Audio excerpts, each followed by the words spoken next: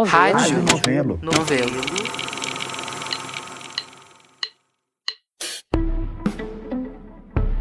É muito fácil a gente cair na tentação dos alimentos ultraprocessados.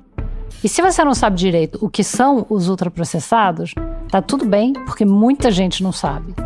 Talvez até por isso eles sejam tão presentes na nossa vida. Sabe aquele macarrão instantâneo que você pensa, vou fazer rapidinho aqui, tô sem tempo? Ou aquela barrinha de cereal na sua mochila no meio da tarde para matar a fome que aparece do nada? Ou a coquinha zero, que eu tanto amo, bem geladinha num dia quente? Pois é, não é por acaso que eles são tão práticos e acessíveis. E também não é por acaso que eles são tão deliciosos. No Fim da Meada de hoje, eu converso com o jornalista João Pérez, do site de jornalismo investigativo O Joio e o Trigo. Ele e o pessoal do Joio investigam os interesses privados por trás da nossa vida, das partes mais íntimas e de livre-arbítrio da nossa vida. O que a gente come, o que a gente bebe, como alimentamos os nossos filhos, o que a gente cozinha ou deixa de cozinhar e por quê. A gente fala de gosto e de sabor, de lobbies, de enganação, do prazer da comida e de saúde. A gente fala também sobre quem, na verdade, faz essas escolhas vitais, o quanto de real livre-arbítrio existe nisso e por que ele quer, sim, tirar a minha Coca Zero, mas com ternura. Esse episódio é patrocinado pela ACT, organização não governamental que atua na promoção e defesa de políticas de saúde pública, especialmente nas áreas de controle do tabagismo, do álcool e promoção da alimentação saudável e atividade física. Você encontra mais sobre a ACT no site actbr.org.br.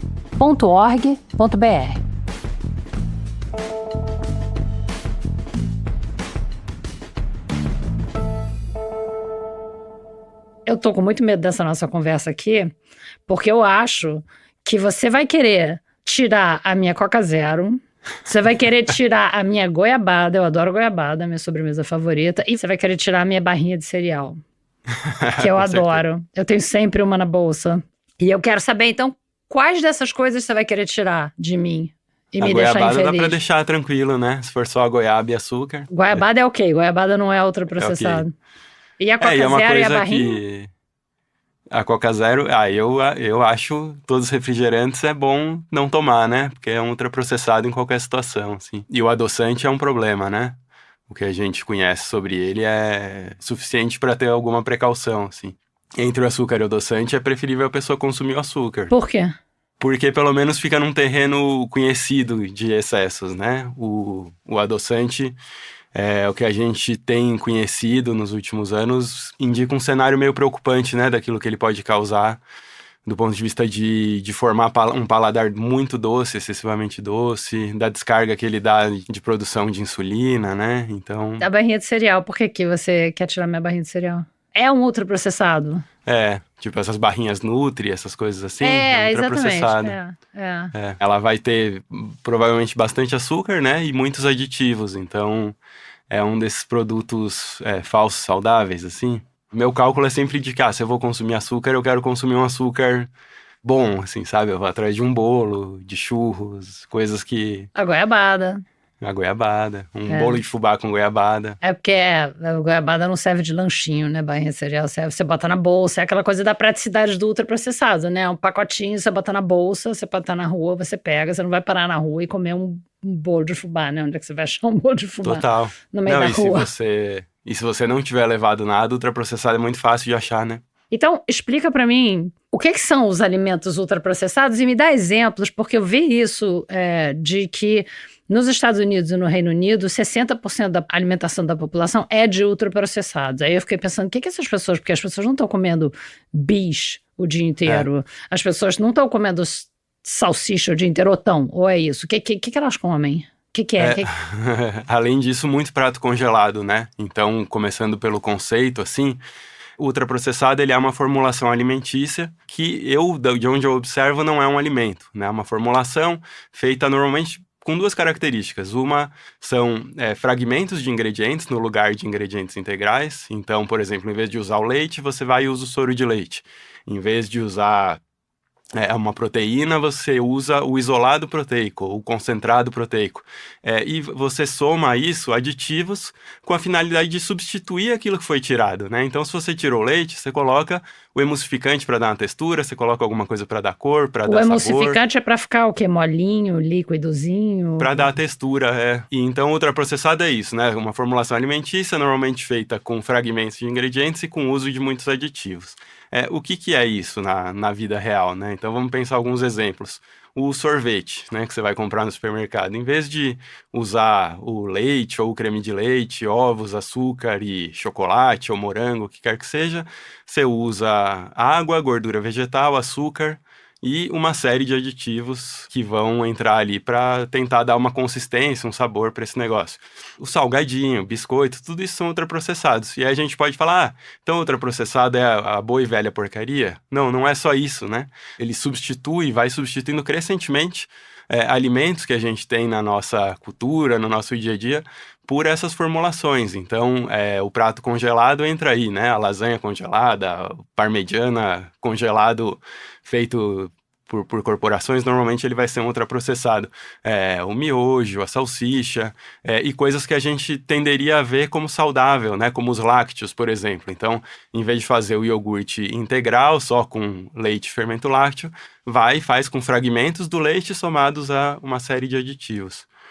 Eu acho que um caminho legal para entender ultraprocessado é entender os outros grupos, né? Porque de onde vem essa expressão ultraprocessado? Vem de uma teoria cunhada aqui no Brasil por um grupo da Faculdade de Saúde Pública da USP, né? Um núcleo de pesquisas epidemiológicas em nutrição e saúde. E esse grupo fez a classificação chamada classificação nova, que em vez de olhar para os nutrientes, olhou para os alimentos. Qual que é o grau e qual que é o propósito do processamento desses alimentos. Então, no grupo 1 estão os alimentos frescos e os alimentos minimamente processados, ou seja, aquilo que a gente sempre comeu e passa por um processamento mínimo, por exemplo, o feijão vai ser empacotado, descaroçado, esse tipo de coisa, que não altera a composição nutricional dele, né? O grupo 2 é dos ingredientes culinários que a gente usa para transformar os alimentos do grupo 1. Então, óleo, sal, açúcar, as gorduras em geral, e que a gente usa para, então, fazer comida, para fazer as nossas preparações. O grupo 3 é dos alimentos processados, então aquilo que a gente transforma, aquilo que a gente processa para dar origem a outras coisas, por exemplo, queijo, geleias, conservas. Até aqui, a gente está falando daquilo que sempre existiu na história humana, né? E naquilo que, inclusive, conta a nossa história do ponto de vista de evolução, de criar uma série de processos muito engenhosos para aumentar a disponibilidade de um determinado alimento, né? Então, o que é uma geleia? É um jeito de processar o excedente da fruta. O que é o queijo? É um jeito de processar o excedente de leite. E o ultraprocessado, ele rompe com isso. Ele é uma ruptura na história da evolução humana do ponto de vista de por que a gente vai processar um alimento, né? Porque até então a gente estava falando de processar alimento para aumentar a durabilidade, para aumentar a segurança, para aumentar a disponibilidade. Com o ultraprocessado a gente vai para um outro campo, que o único propósito dele é a construção do lucro, né? Então, em nome disso é que você troca o leite pelo soro de leite, colocar um excesso ali de óleo vegetal, vai fazer uma série de mudanças que tem como propósito principal, como propósito final, construir o maior lucro possível. O sorvete, por exemplo, que você estava falando que usa soro de leite em vez de usar leite, isso tem a ver também com a durabilidade do produto para, sei lá, transportar, que não vai derreter, ou que, sei lá, para ficar mais tempo no supermercado, na geladeira ou na geladeira do consumidor? Sim, porque você imagina, né, que o sorvete produzido numa unidade, sei lá, na Grande São Paulo, ele precisa chegar em Rondônia, ele precisa chegar no Nordeste, ele precisa chegar no Sul do país. Então, como o ultraprocessado ele rompe essa localidade, vamos dizer, essa proximidade entre a produção do alimento e o consumo, ele precisa de uma série de técnicas para durar muito tempo, né? Uma das características, inclusive, para a pessoa que for querer identificar um ultraprocessado é data de validade, né? Porque ele pode, assim, tranquilamente ficar ali 1 ano guardado, sem sofrer alterações na maneira como ele vai chegar até você, né? Agora, tem uma coisa interessante, né? Porque a gente, quando fala de ultraprocessados, fala de aditivos. E aí a indústria de ultraprocessados vai falar, não, os aditivos estão aí só para aumentar tempo de validade, é uma coisa necessária no século XXI, tal. Não é verdade isso, né? Boa parte dos aditivos está ali cumprindo uma função cosmética. Então, ele está ali para dar o sabor que aquele negócio não tem, porque você tirou o morango, o chocolate, você tirou um queijo de verdade dali. Ele está ali para dar a cor que aquele negócio não tem, ele está ali para dar o cheiro que aquele negócio não tem. Então, o que a gente tem de evidência científica é que a maior parte do uso de aditivos na verdade, para fim cosmético, para substituir coisas que deveriam estar ali. Para coisa de morango ficar com cor de morango e supostamente um gosto vagamente relacionado ao morango, né? Exatamente. Porque imagina se você coloca o morango nesse sorvete, você afeta exatamente isso que você estava falando, né? Da durabilidade e afeta o custo, porque morango é muito mais caro do que essência sabor morango, né? Faz sentido. Eu tô vendo que você vai tirar meu Chicabon também. Que não tem gosto de chocolate, né? Tem gosto de Chicabon, é uma outra coisa. Eu não como hambúrguer congelado, eu não como nada dessas coisas, porque, enfim, eu tenho acesso à comida de verdade, né? Que é um outro problema dos ultraprocessados, né? Das pessoas que não têm acesso à comida fresca, ou não tem tempo para cozinhar, não tem dinheiro para comprar, então acaba comendo a lasanha congelada, o hambúrguer congelado, biscoito e coisas assim. Então essas coisas eu não como muito, mas enfim, você já quer roubar de mim a minha barrinha de cereal. E Chicabon, que eu considero uma iguaria da culinária brasileira. O picolé de um modo geral, eu adoro. E eu imagino que seja tudo fake, né? Pelo jeito, picolé deve ser assim, não deve ter nada de sorvete ali, né? Com certeza. E não é que não exista capacidade tecnológica para fazer, né? Isso que é interessante. É evidente que a indústria pode fazer sorvete de chocolate com chocolate de verdade. Agora, custa caro, então é mais simples e barato você fazer com aditivos. No meu caso do Chicabon, tem uma coisa que é muito grave também no caso dos ultraprocessados, que é aquele gosto que você se habitua de criança. Você acha aquilo ok e vai comer aquilo a vida inteira, né? E cria um repertório cerebral, inclusive de afeto, né? Isso é muito interessante. Total. Total. Eu amo meu Chicabon. Tô muito revoltada aqui. Assim. Não, as pessoas ficam muito... Quando teve uma reformulação do biscoito passatempo, né? Faz o quê? Uns 3, 4 anos, eu acho. As pessoas ficaram revoltadíssimas, assim, porque roubou aquele sabor que era, entre aspas, característico, né? É curioso, uma característica criada artificialmente, assim. Isso, para mim, é uma ruptura, inclusive, do ponto de vista cognitivo, de como é que a gente processa os sabores, porque a gente precisava criar sabor enquanto humanidade por meio de processamento mesmo, né? Temperando a nossa comida, ou, por exemplo, a carne seca, né? Isso dá um outro sabor àquela carne. E o ultraprocessado, não, né? Ele cria artificialmente esse repertório e isso realmente se instala afetivamente na nossa cabeça. Agora, me diz uma coisa. A gente viu que no Reino Unido e nos Estados Unidos as pessoas comem muito ultraprocessado. No Reino Unido eu vi que era 60%. Acho que nos Estados Unidos um pouco mais, talvez 70%, eu acho. Mas e no Brasil? Qual é a proporção de ultraprocessado na alimentação da população? Aumentou, diminuiu? Ele aumentou desde que a gente começou a fazer as comparações. Os pesquisadores se baseiam na pesquisa de orçamentos familiares do IBGE. E aí a primeira coisa a dizer é que esses dados estão velhos, né? Porque foram coletados em 2017 e 2018. E nesse meio tempo a gente teve uma pandemia, Bolsonaro, teve um monte de desgraça que provavelmente aumentou o nosso consumo de ultraprocessados.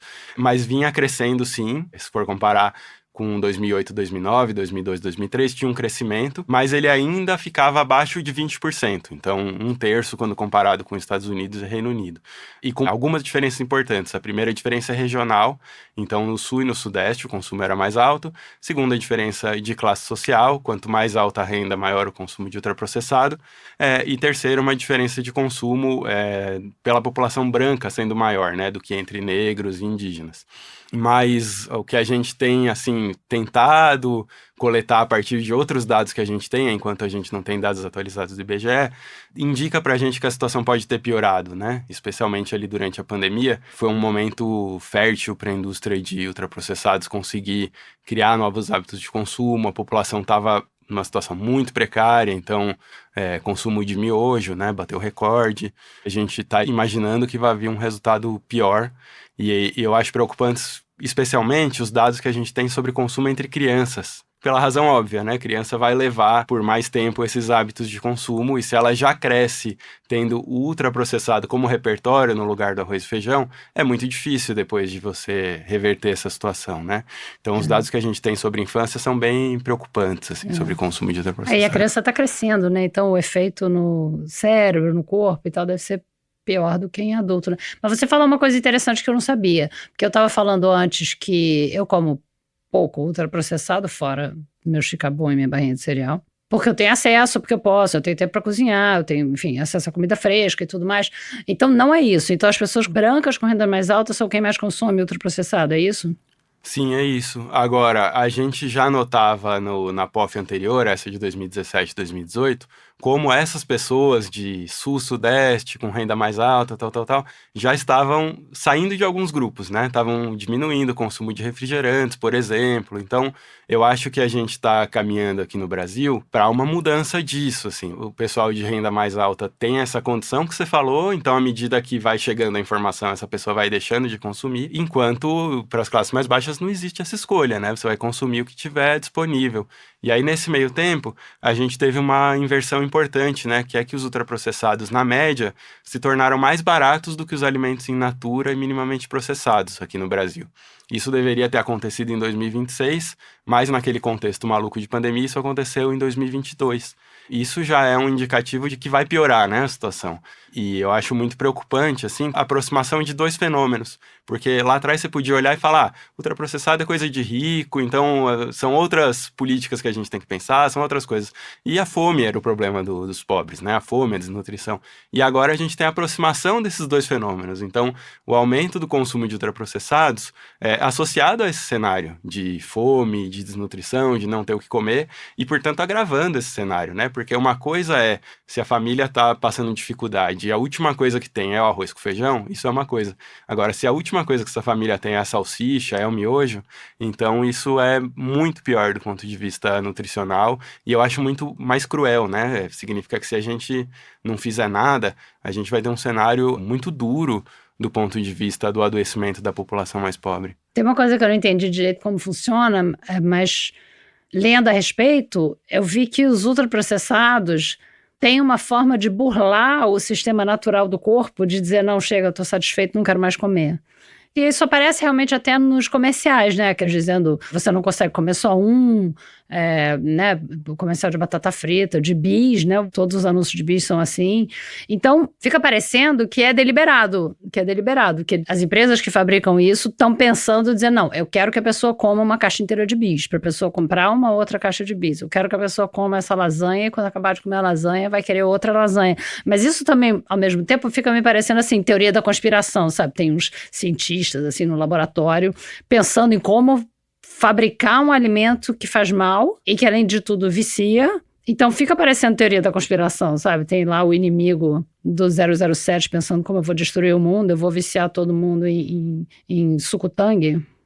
Sim, tem um livro do Michael Moss chamado Sal, Açúcar, Gordura. Ele conta sobre isso, assim, sobre como foi fabricado o Bliss Point, tipo, o ponto ótimo de como o nosso cérebro reagia a determinadas composições. Então, biscoito Oreo, para mim, é, vamos dizer, o produto mais bem formulado nesse aspecto, né? Aquela combinação do doce com uma coisa levemente salgada, levemente ácida que te faz consumir um monte.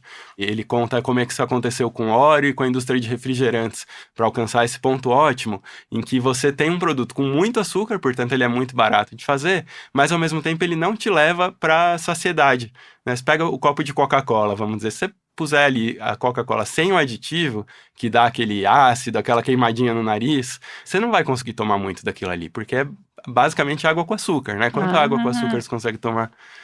Agora, usando essa formulação, você consegue, de fato, aumentar o nosso ponto de consumo dessas coisas e mexer com essa questão que você falou da saciedade, né?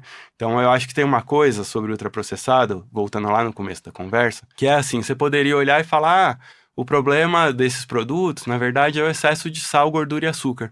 Mas não é só isso. Porque a hora que você trocou esses ingredientes integrais por esse monte de aditivos, você coloca a alimentação num campo que é desconhecido do nosso cérebro e, portanto, desconhecido da ciência, né? Você não sabe como é que o corpo processa o dióxido de titânio, e muito menos o dióxido de titânio combinado com o acesulfame não sei das quantas, e com o nitrito de sódio, com o nitrato de não sei o quê. Essa é uma coisa relacionada ao ultraprocessado que a gente está entendendo agora, que ele mexe com uma série de coisas que vão além daquilo que a gente imaginava. Porque você poderia falar, o que a gente imagina que o ultraprocessado esteja associado com doença crônica, né? Diabetes, hipertensão, doenças cardiovasculares, câncer. Até aí, tudo bem.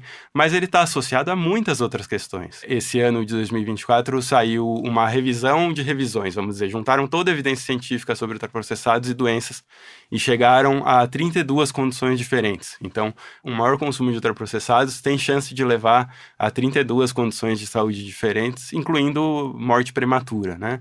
E uma coisa que para mim é muito novidadeira, assim, muito inesperada, é a relação com questões de saúde mental, né? Então, uma maior associação com depressão e com declínio cognitivo acelerado. Então, a pessoa, em vez de ter o declínio cognitivo lá na frente, vai ter ele muito mais cedo por um maior consumo de ultraprocessados.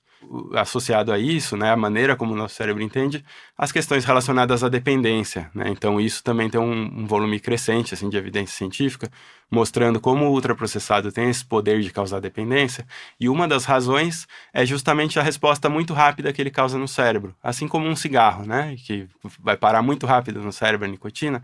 Uma das hipóteses para explicar por que o ultraprocessado causa dependência é justamente essa coisa dele bater muito rápido no nosso cérebro, justamente porque ele é um produto desintegrado, né? Então, todo o processamento dele pelo nosso corpo vai ser muito mais rápido do que uma refeição completa que você faça, que está cheia de fibras, não é só sal, açúcar e gordura, são outras coisas que estão ali no meio. Então, se você compara, sei lá, um hambúrguer congelado com um hambúrguer feito em casa, o corpo processa isso de maneira diferente? Sim, e agora, o hambúrguer congelado é um ótimo exemplo de uma coisa que a indústria pode fazer muito tranquilamente, né? Dá para fazer hambúrguer só de carne e tem disponível em supermercado. Só que, por exemplo, né, tem o Texas Burger. Então eu não me lembro o percentual de carne, acho que era 4 ou 5%. O restante, no hambúrguer tem 4% de carne? O restante era carne de frango com aditivos. Então, é muito mais barato, né? Fazer desse jeito do que fazer um hambúrguer de fato. Mas tem também a propaganda, né? Tem muita propaganda. Eu vi num episódio do podcast de vocês, o Prato Cheio, que ouvintes ouçam. É muito bom, apesar de muito apavorante. Um anúncio de suco Tang, aspas, tem 100% da recomendação diária de vitaminas C e D. Todo mundo sabe o que é suco Tang, né? Como é que é aquilo? Com aquela cor, com aquele gosto, com aquela cara, vai ter 100% das recomendações de vitaminas. Eu não entendo como isso é possível. Por que eles podem dizer isso?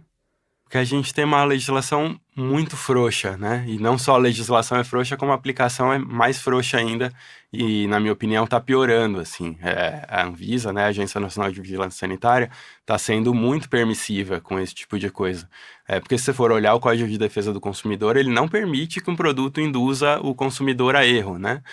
E o que o ultraprocessado faz é induzir a erro. Tem uma história que a gente conta também num episódio sobre miojo, que acho que adiciona isso que você trouxe, assim. Uma pessoa que trabalha numa unidade básica de saúde na região metropolitana de João Pessoa.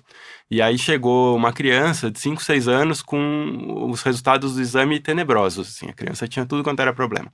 E aí a médica perguntou pra mãe, né? Falou, o que ela come? Ela come miojo. No almoço e na janta, às vezes no café da manhã, come 2 pacotinhos por vez e tal. E aí a médica falou, olha, não pode ficar comendo miojo assim, isso faz mal. Aí a mãe falou, não, doutora, mas olha, o miojo que ela come não é esse que você está falando, não, é aquele que é para criança. Como assim aquele que é para criança? Aquele que tem a Turma da Mônica na embalagem. Uau. E que tá, inclusive, com todos esses dizeres, né? A gente chama de alegação, isso que você falou, de vitamina A, vitamina B, vitamina não sei o quê. Se o produto tá falando aquilo tudo, por que a pessoa vai duvidar do produto, né? Então, essa era uma coisa fácil de regular, mas que ao mesmo tempo ela, vamos dizer, fere de morte o ultraprocessado, né? Porque a graça dele é justamente poder fazer esse tipo de alegação, assim, de que ele é melhor do que o outro produto, porque ó, é uma formulação, a gente faz o que a gente quiser, a gente coloca fibra, a gente vai colocar todas as vitaminas que você quiser de A até Z. Eles dizem isso mesmo, né? Tem não sei quantos % de fibra. É uma loucura, e aí, por ser uma formulação, realmente, né, se você for levar por essa via, ele vai ser sempre superior ao alimento de verdade, porque o alimento de verdade você não vai poder ficar fazendo esse tipo de malabarismo. Colocando a coisa nesse campo do reducionismo nutricional, né, que a gente fala de nutricionismo. O que é reducionismo nutricional? É essa ideia de que o nutriente é mais importante do que o próprio alimento. Essa ideia de que a alimentação humana tem que ser composta por X% de carboidrato, Y% de proteína, não sei o que, e tanto faz o carboidrato. Pode ser o miojo, como pode ser a mandioca. Tanto faz a proteína, pode ser... Whey protein. Exato. Essa ideia de reducionismo nutricional foi muito útil na consolidação dessa coisa dos ultraprocessados nas nossas vidas, né? Acho que a gente que pegou na infância essa transição viu o quanto isso era usado, né? Esse biscoito de morango tem vitamina, esse iogurte... Não, Danoninho, vale por um bifinho. Danoninho é um emblema, né? Total dessa lógica. De ter um jingle, inclusive, que enfatizava os nutrientes, né? Ferro, cálcio, fósforo, vitamina A, é uma coisa insólita de você pensar. A gente decora, né? E vale por um bifinho é um bom slogan, né? Uma coisinha que você pode levar pra rua e dar pra criança. É uma coisa que você dá pra qualquer criancinha e a criancinha vai gostar. Tem a textura perfeita, um sabor perfeito, um negócio difícil de lidar. A gente volta daqui a pouquinho.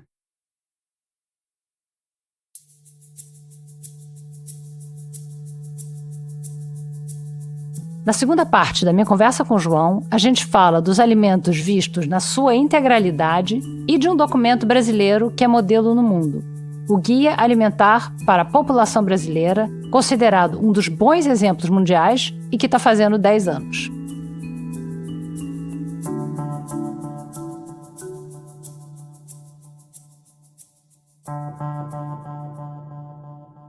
Eu queria falar um pouco sobre o Guia Alimentar para a População Brasileira, que eu sei que está fazendo 10 anos agora.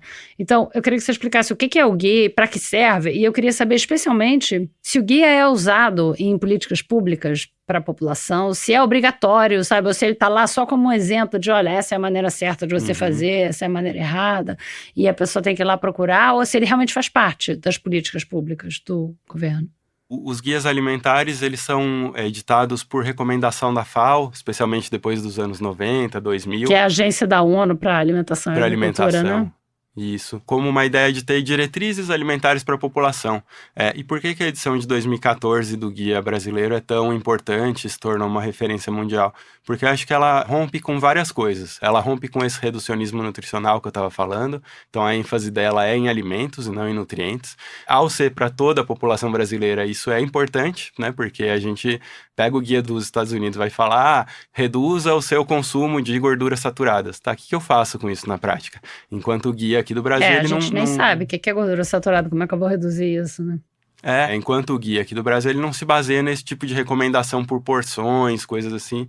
E ele tem uma regra de ouro que fala que a gente deve evitar ultraprocessados. Então, isso foi um enfrentamento muito grande à indústria de ultraprocessados, que desde antes do lançamento do guia, isso a gente conseguiu provar documentalmente, tentou trabalhar para que o guia não fosse lançado. Então essa é uma das coisas importantes, mas acho que tem outros aspectos do guia que também são importantes, como a ênfase na cultura alimentar, na maneira como os alimentos são produzidos. Então ali já tem toda uma advertência para a questão do uso de agrotóxicos, de fertilizantes, a maneira como isso estava esgotando a terra. E esse guia acabou sendo copiado por vários países. Então você pegar o guia do Uruguai é muito parecido, acho que o Canadá fez algo semelhante. Agora, esse guia teve um grande hiato, um grande período em que ele não se refletiu em políticas públicas aqui no Brasil. Agora, nos últimos anos, é que a gente tem as primeiras políticas públicas incorporando o conceito de ultraprocessados e incorporando outras diretrizes do guia. Então, você tem alguns municípios, né, caso de Rio de Janeiro, Niterói, acho que Ribeirão Preto, no interior de São Paulo, que aprovaram leis que restringem não, elas banem o ultraprocessado do ambiente escolar, né? Não pode ser vendido nem distribuído nessas cidades. Agora, a nova cesta básica editada pelo Ministério de Desenvolvimento Social, então cesta básica que vai ser distribuída para povos indígenas, pessoas em situação de vulnerabilidade, ela também não pode mais ter ultraprocessados. Quer dizer, quem quiser ir lá olhar, tipo a Prefeitura de Niterói, alguém quer ir lá olhar, vai e diz, não, eu vou usar esse guia, mas ninguém é obrigado a usar, não é assim que funciona? Exato, ele é uma diretriz, né? É uma espécie de recomendação. Então, por exemplo, ter uma boa distribuição pelas unidades básicas de saúde, para que os agentes comunitários incorporem o guia como uma diretriz no trabalho deles, na hora que vão atender uma família, né? Esse tipo de coisa. Mas ele não é mandatório. Como é que então é possível ajudar as pessoas a comerem melhor? Porque, enfim, conselho, se fosse bom a gente vendia, né?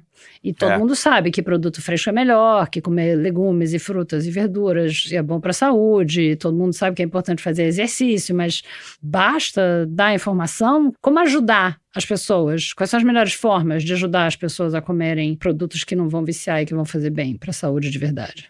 Eu acho que o melhor caminho, assim, do ponto de vista populacional, é a política pública. Então, a gente precisa não só que o ultraprocessado não seja o mais barato e o mais disponível do ponto de vista físico, como que o alimento in natura, ou minimamente processado, ou processado, seja o mais disponível, tanto do ponto de vista de preço, como do ponto de vista físico, né? Que ele esteja próximo da gente. Então, eu acho que a gente não resolve essa situação sem resolver um monte de coisa.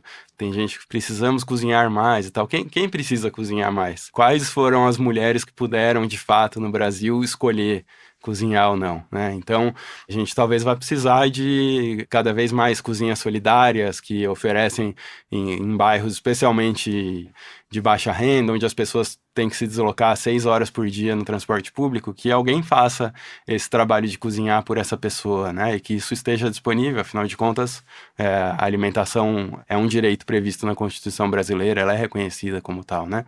Do ponto de vista mais acessível, acho que o estímulo à produção de alimentos, de fato, de verdade, é uma coisa que está ao alcance dos governos de fazer, né? E isso pode ser feito tanto nas prefeituras, que podem, por exemplo, criar feiras, criar espaços de comercialização dos produtores, isso muda a vida deles, podem comprar para alimentação escolar, podem comprar para distribuição para a população de baixa renda, como está disponível para os governos estaduais e para o governo federal, né? O governo federal teria que ter um papel muito firme no estímulo à produção de alimentos, e hoje o que ele estimula é a produção de commodity, né, de ração animal para exportação. É o agronegócio brasileiro de um modo geral, então tem um papel também nessa questão dos ultraprocessados, né?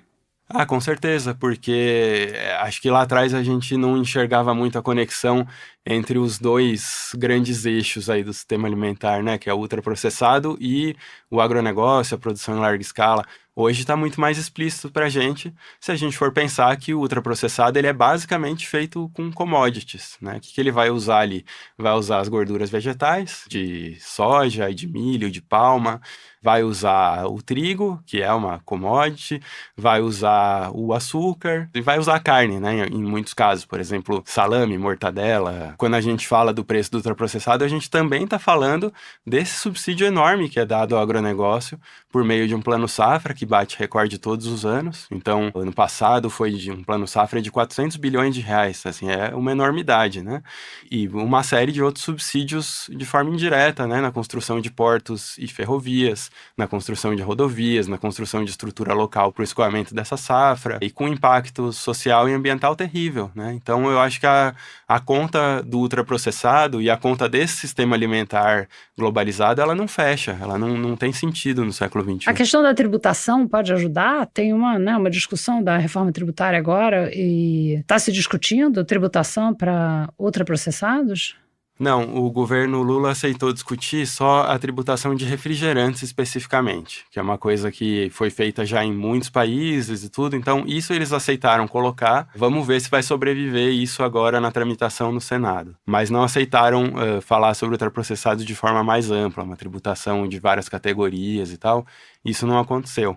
Eu acho que sim, que pode ajudar, mas se você não tiver a outra ponta, se você não tiver o estímulo para os outros alimentos, então pode ser uma situação particularmente cruel com as classes baixas, né? Eu acho cruel você não resolver o problema de ter ultraprocessado tão barato, pensando nas classes baixas, mas eu também acho que seria cruel não ter nada no lugar. Tem o caso da margarina, que eu acho que ajuda a gente a entender isso, né?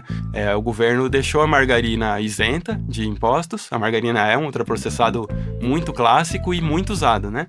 E é difícil você defender que o governo, nesse caso, não esteja certo, porque a margarina é usada de forma muito ampla e você não tem o que pôr no lugar, né? Se for comparar o preço da manteiga versus o preço da margarina, pelo amor de Deus, é uma coisa, assim, de 5, 6 vezes mais cara. Então, você precisaria estimular, por outro lado, a produção de manteiga ou o que quer que seja, para depois desestimular essa produção de margarina. Tem algum lugar do mundo em que tenha havido uma política efetiva para diminuir o consumo de ultraprocessados? Existe algum exemplo? Alguns países têm adotado alertas no rótulo para avisar sobre excesso de nutrientes críticos, de sal, açúcar e gorduras. Que nem aqueles de cigarro, que já existem há anos. Esse tipo de embalagem ainda não. Tem um corpo crescente assim, de artigos científicos sugerindo que isso deveria ser adotado. Esses alertas que eu estou falando, né, são bem na frente da embalagem, é um selo preto, que foi o que nos testes mostrou que funciona melhor para chamar a atenção das pessoas. Quanto mais selos tem o produto, em tese, pior ele é, né? Porque você tem excesso de açúcar, de gordura e de sal, bom, ele vai ter 3 selos. Ou tem excesso de calorias, 4 selos. Mas esse negócio ainda fica nesse campo do nutriente, né? Então você pode ter produtos que são mais razoáveis, que vão aparecer ali com 3, 4 selos e tal. Tem gente que defende agora uma rotulagem do ultraprocessado. Você pegar o ultraprocessado e rotular dessa maneira, né? Como se fosse o cigarro mesmo. Então as soluções parecem ser assim: maior oferta de produtos frescos ou de produtos que são realmente bons para a saúde, uma maior regulamentação dos ultraprocessados, talvez uma tributação maior dos ultraprocessados. Tem alguma outra coisa que se possa fazer em termos de, eu acho que eu vi em algum lugar, que dependendo de onde os produtos são colocados no supermercado, que isso pode estimular ou desestimular, isso é verdade? E caso sim, como funciona?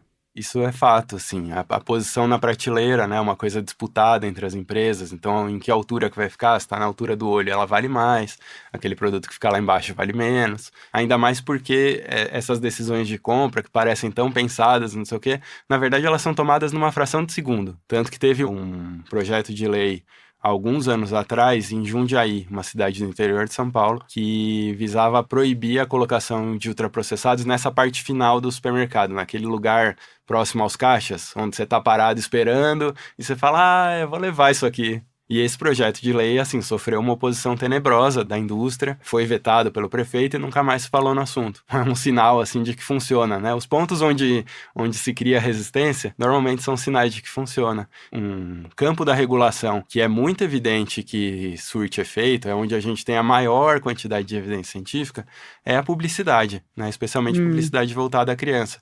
Para desconstruir essa imagem do ultraprocessado e para desconstruir essa ideia de que ele é melhor do que os outros alimentos, né? Com relação à propaganda, essas grandes empresas, Nestlé, Danone, Pepsi, Coca-Cola e tal, que estão no mundo inteiro, elas agem de maneira diferente em países como o Brasil e em países como os Estados Unidos ou na Europa? Elas agem de maneira diferente, com certeza. Então, por exemplo, a Europa baniu um aditivo que eu falei agora há pouco, o dióxido de titânio. Ele Isso tá tem um banido nome lá. tão horroroso. Eu agora vou ficar procurando o que eu como que tem dióxido de titânio, porque tem cara de veneno de Agatha Christie, sabe? Fulano morreu Sim. com uma dose pequena de dióxido de titânio. Mas esse é o ponto, né, do ultraprocessado. A indústria perdeu a mão nesse experimento. A quantidade de aditivos que a gente tem liberado para uso é enorme, e aditivos como esse, que são estranhos à alimentação humana, né? Não é que você fez um aditivo a partir da mandioca, não sei o quê. Não, você fez a partir, às vezes, de componentes metálicos, de coisas que estão fora da alimentação humana. Então, você não sabe o que vai dar nisso daí. A resolução da Anvisa para aditivos tem quase 2.000 páginas de aditivos liberados para uso. Então, como é que você vai estudar aditivo por aditivo e tal? E aí a indústria vai falar, são seguros para consumo humano, porque a gente fez testes lá atrás e tal. Mas você não sabe o que acontece quando você acumula um consumo de aditivos e você não sabe o que acontece quando você tem uma quantidade enorme de uso de cada um deles. Porque o aditivo, diferentemente dos ingredientes que estão presentes ali na lista, você não precisa declarar a quantidade de uso dele. Então aparece lá lecitina de soja. Você não sabe se o que foi usado é muito ou é pouco. Portanto, você não tem como estudar se aquilo vai causar mal ou não. Então, para mim, essa é uma questão grande, assim, do ultraprocessado. De regulamentação, né? E esse tal desse dióxido de titânio, você falou que a União Europeia baniu, mas aqui não, aqui pode. Exato, aqui pode. A Anvisa abriu um processo para possivelmente banir o dióxido de titânio. Ano passado ela falou alguma coisa do tipo, olha, já que está há tanto tempo em uso, deixa mais um pouco enquanto a gente pensa o que vai fazer com esse negócio. E passou 2024 e nada foi feito com o dióxido de titânio. E isso a gente está falando de um aditivo desse universo. Imagina a enorme quantidade de coisas que a gente não sabe sobre aditivos. Tudo isso para falar sobre essa questão que você trouxe aí, sobre a diferença de comportamento, né? A gente tem evidência de que é um comportamento diferente no norte e no sul. Quando essas empresas estão nos Estados Unidos e na Europa, elas têm um comportamento diferente do que elas têm aqui. No ano passado, eu acho, saiu um relatório de uma organização suíça chamada Public Eye, mostrando como os produtos da Nestlé têm uma quantidade maior de açúcar nos países da África, da América Latina e da Ásia. Para mim tem um caso tão assombroso que a gente fica achando que é a teoria da conspiração, mas ele é muito bem documentado, que é o caso das fórmulas infantis, né? De que maneira isso foi trágico para os países do Sul nos anos 70. Para quem quiser ver e comprovar que não é a teoria da conspiração, tem um filme chamado Tigers, e as audiências públicas realizadas pelo Senado dos Estados Unidos estão disponíveis no YouTube, no próprio canal do Senado dos Estados Unidos, mostrando como as estratégias de disseminação dessas empresas de fórmulas infantis nos países do Sul teve um efeito muito trágico por uma razão simples, que é saneamento. Então, essas empresas incidiam em hospitais, convencendo médicos e enfermeiras a receitarem as fórmulas infantis para mães que tinham total condição de amamentar. E a hora que essas pessoas chegavam nas suas casas sem acesso a água e esgoto, iam preparar as fórmulas, e isso causou a morte de muitos bebês mundo afora. Assim. A gente não sabe quantos. É uma situação trágica e que resultou no primeiro tratado vinculante da Organização Mundial da Saúde, né? Justamente o tratado para comercialização de fórmulas infantis, que hoje tem uma série de regras que ainda assim são burladas, mas que existem por causa disso, existem por causa de uma tragédia de diferença de atuação entre norte e sul do mundo, né? Vamos ver se a gente consegue concluir de uma maneira mais animada. Falando um pouquinho sobre o guia alimentar, porque esse guia alimentar é muito legal e ele, inclusive, é muito bonitinho. Também recomendo que as pessoas vão olhar, porque ele é fácil de entender, ele não é uma coisa super, super técnica, é uma coisa que qualquer pessoa pode ir lá e entender, né? O que você acha que o guia pode fazer pela nutrição da população do Brasil daqui para frente? Ele está fazendo 10 anos, assim, nos próximos 10 anos? É isso, é uma leitura relativamente rápida, é fácil e dá para ver que se acertou no propósito de fazer um guia para a população brasileira, porque tem esse ponto que você falou, né? Ele é perfeitamente compreensível, você não precisa ser um especialista e, pelo contrário, ao terminar a leitura, você sai dele com mais autonomia, você sai dele com mais conhecimento e tal. Eu acho que não só o guia, mas o Brasil como um todo tem uma construção tão bonita em histórias relacionadas à alimentação, em políticas públicas relacionadas à alimentação. Então, eu acho que a gente tem uma situação diferente desses países que a gente mencionou, né, o Reino Unido, Estados Unidos, porque a gente tem um imaginário de cultura alimentar muito forte. Em qualquer lugar que você vá do Brasil tem coisas muito lindas relacionadas à alimentação. E a gente tem uma sociedade civil muito atuante e um universo de produção de evidência científica também muito atuante, também muito sólido, consegue apontar para lugares que pesquisadores de outros países muitas vezes não conseguem apontar. Então, eu acho que a gente tem, enquanto população, ainda a janela de tempo histórico é suficiente para a gente atuar e valorizar essa nossa raiz alimentar, essa nossa cultura alimentar. A gente fala sobre comida com muita frequência, né? A gente come à mesa em companhia. A gente ainda tem toda essa construção.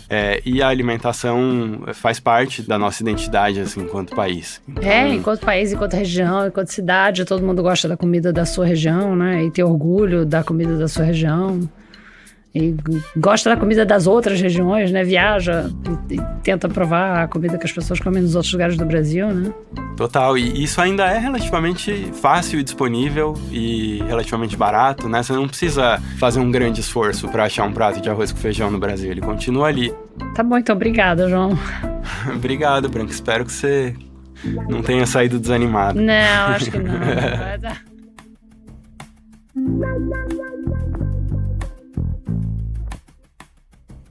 Obrigada por ouvir o Fio da Meada.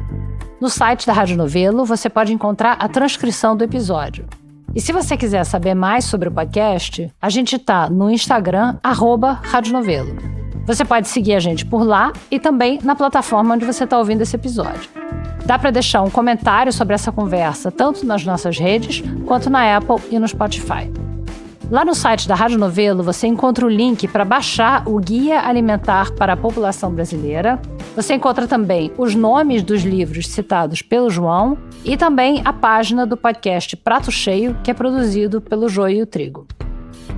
A coordenação e produção são da Evelyn Argenta. A direção criativa é da Paula Scarpim e da Flora Thomson-Devô. A direção executiva é da Marcela Casaca. A edição executiva é da Natália Silva, a gerência de produto é da Juliana Jäger. A montagem desse episódio é da Luísa Silvestrini e a sonorização e mixagem são da Júlia Matos. A captação de áudio foi feita em São Paulo pelo Guto Escobar, do estúdio Confraria de Sons e Charutos. A música original é da Luna França. O apoio de produção é do Vitor Hugo Brandalize, da Bia Guimarães, da Sara Zobel, da Carol Pires, da Bárbara Rubira, da Carolina Moraes, da Ashley Calvo e da Isabel de Santana. O desenvolvimento de produto e audiência é da Bia Ribeiro. A identidade visual é da Natasha Gompers. A coordenação de ilustração e design é do Gustavo Nascimento. A análise administrativa e financeira é da Tainá Nogueira e a transcrição é da Flora Vieira. Obrigada e até a semana que vem.